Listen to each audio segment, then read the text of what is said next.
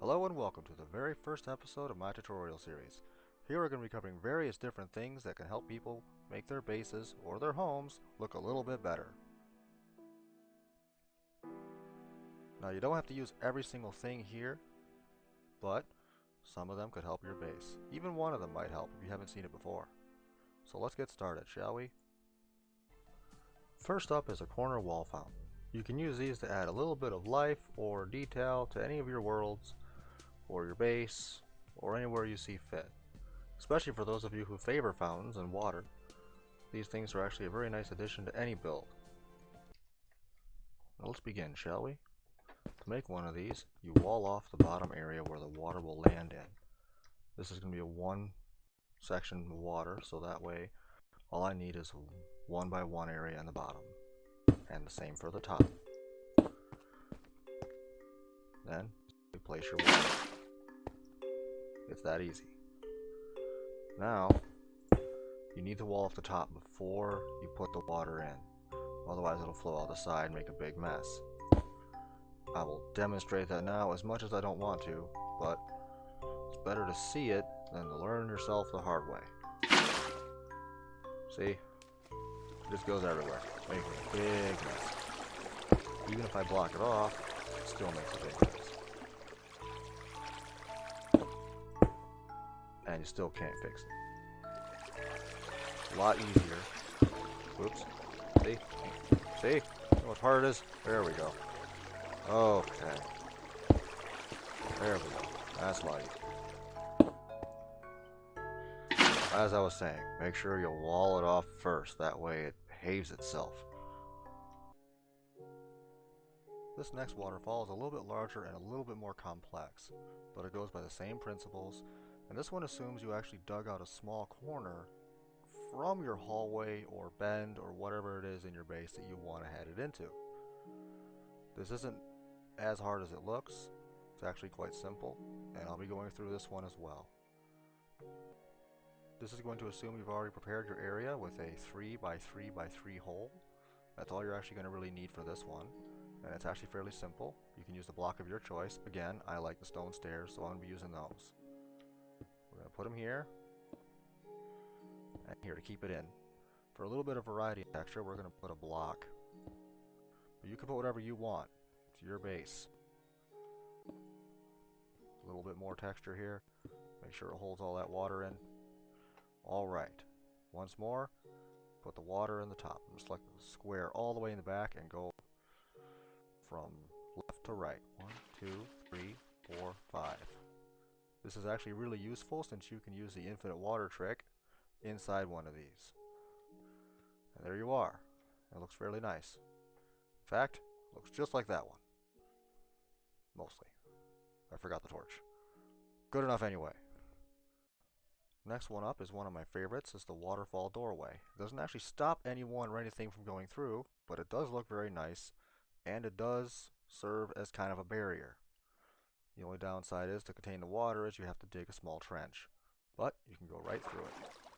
Hi cows, horses, and you can go right back through. You just got to go down a little bit to get through the stairs. Now we're going to begin constructing it. This one's a little bit more complex, but it's nothing that anyone who's built a few things can't not do. So we're going to build the trench first, which is fairly simple. I'm going to bust this out, put some stone there. Oops. There we go. Nobody's perfect. Good enough. We're going to build this for each side there. Up we go. I'm going to put some regular stone here because it looks better. Because the water is not going out the side when we place it, it's not going to take out these torches. This allows us to have a little bit more lighting. Now we're going to do this, put some slabs there. Just remember you punch out these 3 holes. Don't mind the light, that's fine. You'll probably have some stone or some dirt above there. So you just place your water. 1, 2, 3. And there you have your doorway. Your waterfall doorway. You know what? Let's just make our upside down torch holders now. There we go. Some upside down stone brick stairs to work as a table. That looks very nice. Next one up is identical to the waterfall, except it's a lava fall instead. This one also doubles as a place to get rid of all your excess goods you don't want, like dirt, excess wood you don't want. I personally don't like the acacia wood, or whatever else you want to throw in there. Plus, it's completely safe. There is no way I can fit here, unless I somehow, I don't know, get blown up. But that shouldn't happen if your base is well enough and defended. And just like the last one, just like the water, make sure it does not flow out the sides by making sure it is encased first. And there you have it. That's all you have to do. Next up is one of my favorites, the lava wall. You have some lava here that's contained at the bottom and the top, just like the water is. And it follows the same principle. Place the bottom and the top before you place the lava.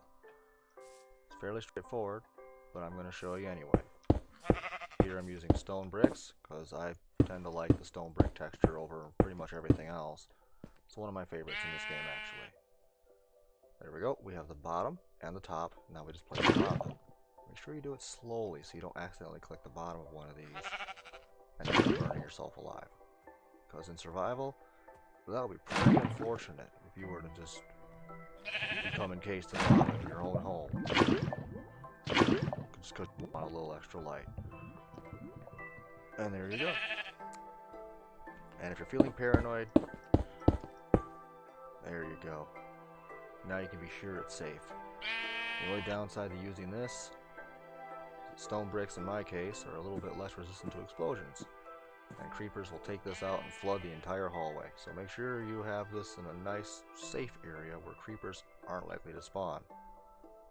Or you have one on the other side of the hallway so it's kept bright enough so it can't spawn anything inside. Good luck.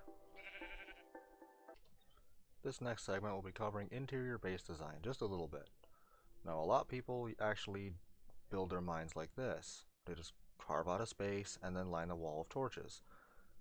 This usually works out fine, but there's a little bit more you can do with it to make it just a little bit better actually.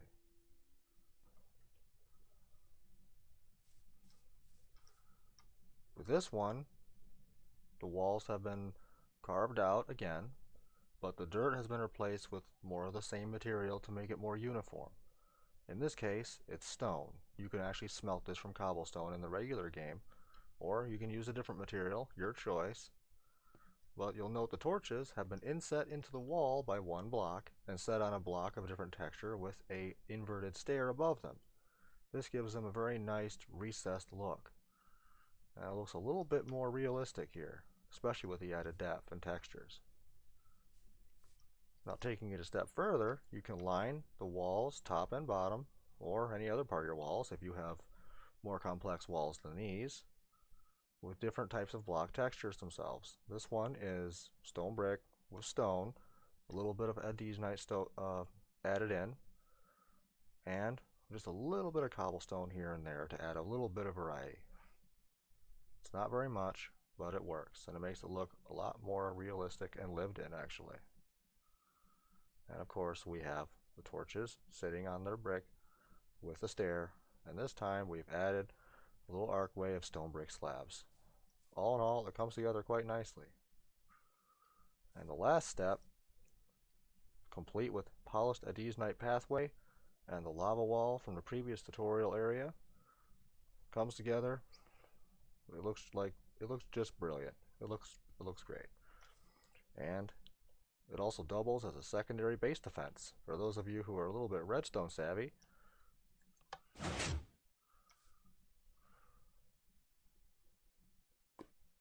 That'll show them. And when you're done, or they're all dead, it's back to business as usual. Now, if you like this tutorial and would like to see things in future tutorials, you're welcome to suggest them down in the comments. Until next time, this is Zalausai.